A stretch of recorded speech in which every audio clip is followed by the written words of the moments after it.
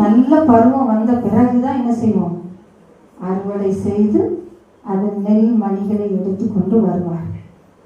அதே போலதான் நாமும் நம் முதிர் வயதில் சரியான நேரத்தில் தான் எங்க போகணும்? அதுக்கு இடையில பாதியில போறோம்னா அங்க பாவம் வந்துட்டுன்னு அர்த்தம். நம்முடைய சரீரத்தை நாம் பாவத்துக்குள்ளாக்கும் பொழுது வருகிறது வியாதி. சரியா? அதுக்கப்புறம் அந்த வியாதியை சரி பண்ண மாத்திரை, அது ஒரு சைடு எஃபெக்டுக்கு போகும். அப்ப ஆயுசு நாட்கள் என்ன செஞ்சிடும்? குறுகிடும். அதை பிசாசு தெரிஞ்சு வச்சிருக்கிறதுனாலதான் நம்மளை பாவம் செய்ய வைப்பான். பிசாசு அப்படியே பயங்கரம். தன் கையையோ காலையோ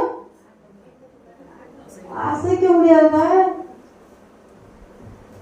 ரொம்ப ஒரு பவர்ஃபுல்லான ஒரு மனிதனை ஆளுமை தன்மை தேவன் கொடுத்தார். இப்படி ஒரு ஆளுமை தன்மையை இன்றைக்கு உங்க கையில கர்த்தர் கொடுக்க போகிறார். அல்லேலூயா. நாம் எல்லாரும் எழுந்திருப்போமா? நாம் ஜெபிக்க போகிறோம்.